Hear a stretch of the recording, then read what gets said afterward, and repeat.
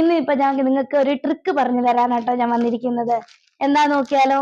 നമ്മൾ വീട്ടമ്മമാരുടെ എല്ലാവരുടെയും പ്രശ്നമാണ് നമ്മള് പെരക്കകം തൂക്കുന്ന പൊടിയേനേക്കാളും കൂടുതൽ പൊടിയായിരിക്കും ചൂലി എന്നുള്ള പൊടി.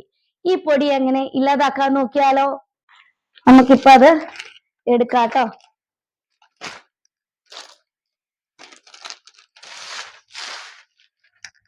നോക്ക് എന്തോരം പൊടിയാണെന്ന്.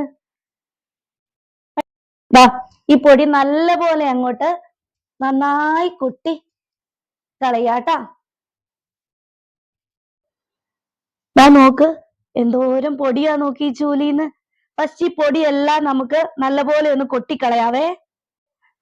അതിനായിട്ട് നമ്മൾ ആദ്യം കുറച്ച് വെളിച്ചെണ്ണ ഒരു പാത്രത്തിൽ എടുത്തിട്ടുണ്ട് കേട്ടോ. പൊടിയൊക്കെ നന്നായിട്ട് കൊട്ടിക്കളഞ്ഞു.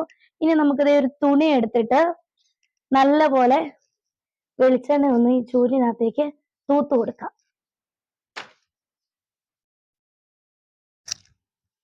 നല്ലപോലെ തൂത്ത് കൊടുക്കണം കേട്ടോ വെളിച്ചെണ്ണ. എന്നാലാണ് പിന്നെ ആ പൊടി നമ്മൾ തൂക്കുമ്പോ പിന്നെ ചൂലിന്നുള്ള പൊടി വരാതിരിക്കുള്ളൂ. നല്ലപോലെ ഈ ഭാഗത്തേക്കൊക്കെ തൂത്ത് കൊടുക്കുക കേട്ടോ. നമ്മള് നല്ലപോലെ എണ്ണ ഇതിനകത്തേക്ക് തൂത്ത് കൊടുത്തിട്ടുണ്ട്. ഇനി നമ്മൾ കുറച്ച് പൗഡർ എടുത്തിട്ടുണ്ട്. ഈ പൗഡർ എടുത്തിരിക്കുന്ന വേറൊന്നുമല്ല, ഇനി നമ്മള് നിലം വൃത്തിയാക്കുമ്പോ എണ്ണമയം നിലത്ത് പറ്റാതിരിക്കാനാണ് നമുക്ക് കുറച്ച് പൗഡറും കൂടെ എണ്ണ തൂത്ത് കൊടുത്ത പോലെ തൂത്ത് കൊടുക്കാം കേട്ടോ. നമ്മളെ എണ്ണമയം പോവാനാണ് കേട്ടോ ഇത് ചെയ്യുന്നത്. ഇത് നമ്മള് എപ്പോഴും ചെയ്യേണ്ട ആവശ്യമില്ല. നമ്മൾ പുതിയൊരു ചൂല് മേടിച്ച് നമ്മളത് ഓപ്പൺ ചെയ്യുമ്പോ ഒരു പ്രാവശ്യം ഇത് ചെയ്താൽ മതി കേട്ടോ. നമ്മൾ നന്നായിട്ട് എണ്ണ തൂത്ത് കൊടുത്തു. എണ്ണ തൂത്ത് കഴിഞ്ഞ് പൊടി നന്നായിട്ട് പോയി. പിന്നെ നമ്മൾ നിലത്തൊന്നും എണ്ണ പറ്റാതിരിക്കാൻ വേണ്ടിയിട്ട് നമ്മൾ മുകളിൽ നന്നായിട്ട് പൗഡർ ഒന്ന് തൂത്ത് കൊടുത്തു. ഇനി ഞാൻ നിങ്ങൾ തൂത്ത് കാണിക്കാം കേട്ടോ.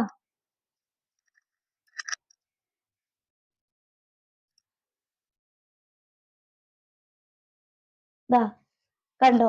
ഇപ്പൊ ഈ ചൂലിന്ന് പൊടിയൊന്നും വീഴുന്നില്ല. ഇനി നമ്മൾ തൂക്കുമ്പോ നിലത്തെ പൊടി മാത്രമേ നമുക്ക് തൂക്കണ്ടൂ. ചൂലിന്നുള്ള പൊടി വരില്ല.